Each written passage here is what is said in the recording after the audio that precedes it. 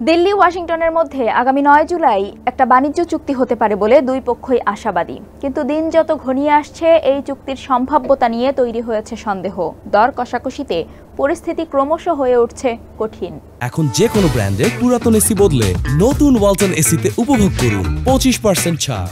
White হাউসের press secretary Karoline Leavitt ইঙ্গিত দিয়েছেন চুক্তিটি আসন্ন। অন্যদিকে ভারতের অর্থমন্ত্রী নির্মলা সীতারামন বলেছেন দারুণ একটি চুক্তিকে স্বাগত জানাবে দিল্লি।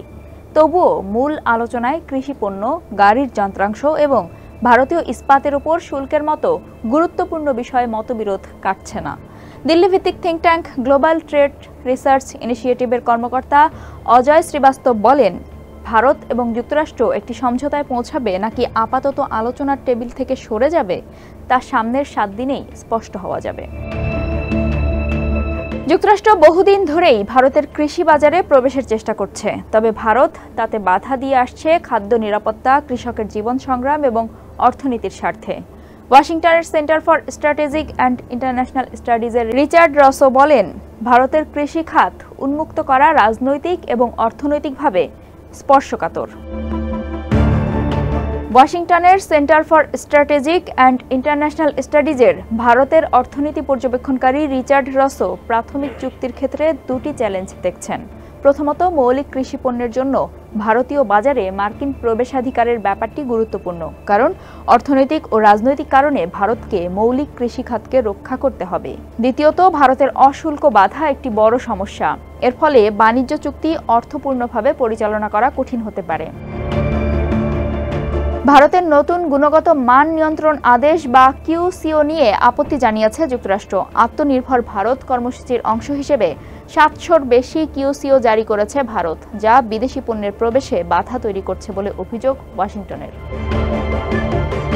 বর্তমানে দুই দেশের কৃষি পণ্যের বাণিজ্য প্রায় $8 বিলিয়ন মতো, যেখানে ভারত মূলত চাল, চিংড়ি ও মশলা রপ্তানি করে, আর যুক্তরাষ্ট্র থেকে বাদাম, আপেল ও ডাল আমদানি করে। তবে যুক্তরাষ্ট্র আরও বড় পরিসরে ভুট্টা, তুলা, সয়াবিন ইত্যাদি রপ্তানি করতে চায়, যাতে $45 বিলিয়ন বাণিজ্য ঘাটতি কিছুটা কমানো যায়।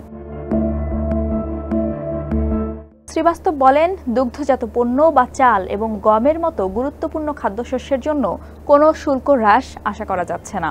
এই খাতগুলো রাজনৈতিক এবং অর্থনৈতিকভাবে সংবেদনশীল।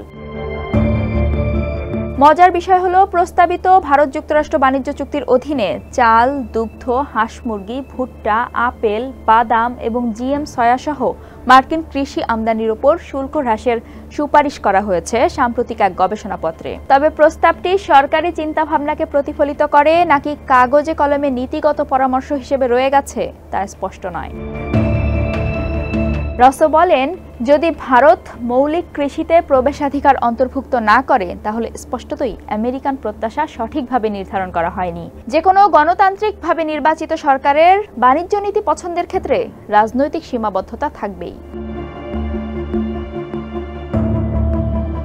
শ্রীবাস্তবের মতো বিশেষজ্ঞরা মনে করেন, যুক্তরাষ্ট্র যুক্তরাজ্যের ক্ষুদ্র বাণিজ্য চুক্তির আদলে সম্ভবত একটি সীমিত বাণিজ্য চুক্তি হতে পারে।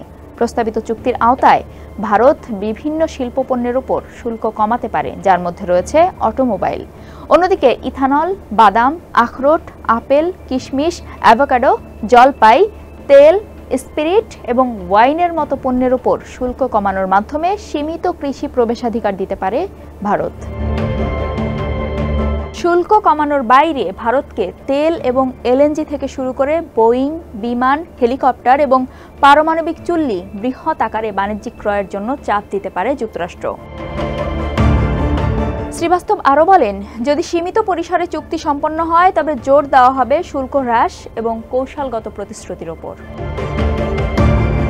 চুক্তি না হলেও ট্রাম্পের পক্ষ থেকে ভারতীয় পণ্যের উপর 26% হারে শুল্ক আরোপের আশঙ্কা কম বলে মনে করেন বিশেষজ্ঞরা, বরং 10% বেজলাইন হারে শুল্ক আরোপ হতে পারে, যা বর্তমানে বিদ্যমান MFN হারের উপর বাড়তি বোঝা হয়ে দাঁড়াবে। শ্রীবাস্তব বলেন, ট্রাম্পের ক্ষেত্রে চমক অস্বাভাবিক নয়।